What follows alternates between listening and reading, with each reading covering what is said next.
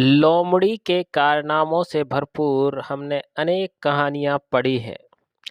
लोमड़ी हमेशा कुछ ना कुछ बुरा ही करने की सोचती है। एक बार लोमड़ी ने सारस को अपने घर का भोज जा निमंत्रण दिया। सारस ने खुशी खुशी लोमड़ी का निमंत्रण स्वीकार कर लिया। स- सारस ने मन ही मन में एक विशेष प्रकार के भोज के सपने देखने आरंभ कर दिए। सारस सोच रहा था कि लोमड़ी सचमुच स्वादिष्ट भोजन उसके सामने परोसेगी।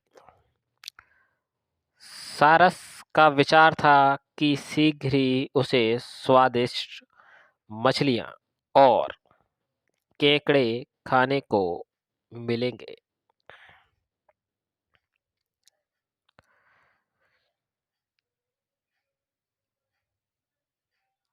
आखिर वह दिन आ ही गया जब सारस भोज के लिए लोमड़ी के घर गया।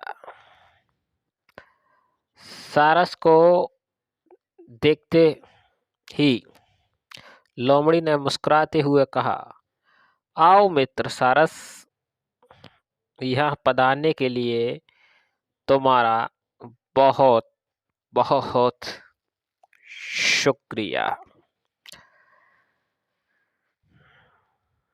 इसके बाद सारस को लोमड़ी के एक छोटे उथले बर्तन के पास ले गई जिसमें बहुत स्वादिष्ट सूप भरा हुआ था। सूप को देखते ही सारस के मुख में पानी आ गया। उसने थोड़ा सा सूप अपनी चोंच में भर लिया। फिर सारस ने चोंच को ऊपर करके सूप को गले से नीचे उतार लिया। तभी लोमड़ी ने भी सूप पीना शुरू कर दिया और सारा सूप समाप्त कर डाला। बेचारे सारस को थोड़ा सा ही सूप नसीब हुआ।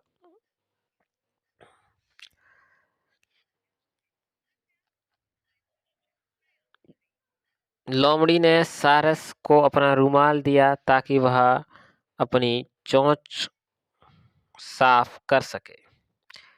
लोमड़ी ने कहा, मित्र सारस, तुम्हें भोज का भरपूर आनंद मिला होगा। मुझे आशा है कि तुम सूप अवश्य ही अच्छा लगा होगा। लोमड़ी की बातें सुनकर सारस को बहुत गुस्सा आया। सारस स्वयं को अपमानित महसूस कर रहा था। सारस जैसे ही लोमड़ी से विदा लेकर बाहर आया, तभी चतुर लोमड़ी सारस का उपहास करते हुए जोर जोर से हंसने लगी थी।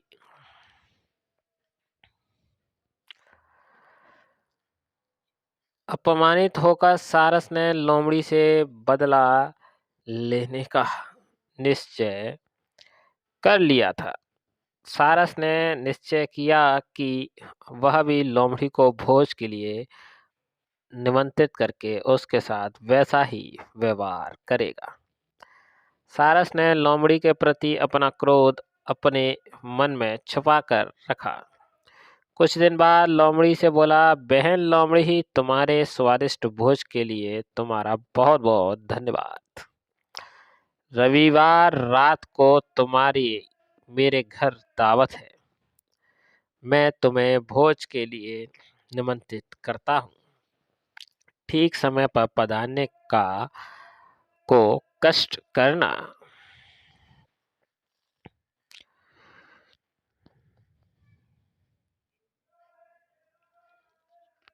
लोमड़ी ने सारस का निमंत्रण खुशी खुशी स्वीकार कर लिया और निश्चित समय पर सारस के घर पहुंच गई। सारस ने लोमड़ी का स्वागत करते हुए कहा, आओ बहन, जल्दी चलो, भोज का स्वादिष्ट आनंद उठाएं। लोमड़ी बोली, मुझे तो स्वादिष्ट मछलियां और केकड़े की ही खुशबू आ रही है। मैं अब प्रतीक्षा नहीं कर सकती।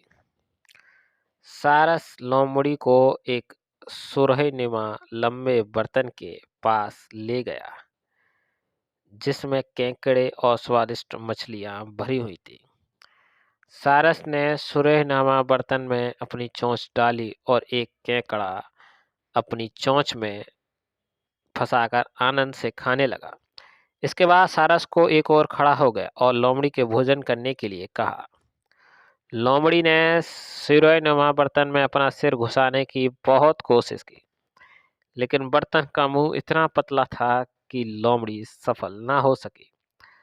सारस ने पेट भर कर भोजन खाया और बेचारी लोमड़ी देखते ही रह गई। लोमड़ी गुस्से से पैर पटकती हुई अपने घर चली गई। सारस ने लोमड़ी का उपवास करते हुए कहा, लोमड़ी बहन, यह तो जैसे का तैसा था। इतना कहकर सारस जोर जोर से हंसने लगा। शिक्षा, इस कहानी से क्या मिलती है? इस कहानी से हमें यह शिक्षा मिलती है कि हमारे साथ जो जैसा व्यवहार करता है, उसे भी उसके साथ वैसा ही व्यवहार करना चाहिए। दोस्तों, आज की हमारी कहानी अगर आपको पसंद आई हो तो प्लीज़ चैनल को सब्सक्राइब कीजिए, लाइक कीजिए, कमेंट में ढेर सारा प्यार दीजिए। धन्यवाद वीडियो को पूरा देखने के लिए। जय हिंद, जय भारत।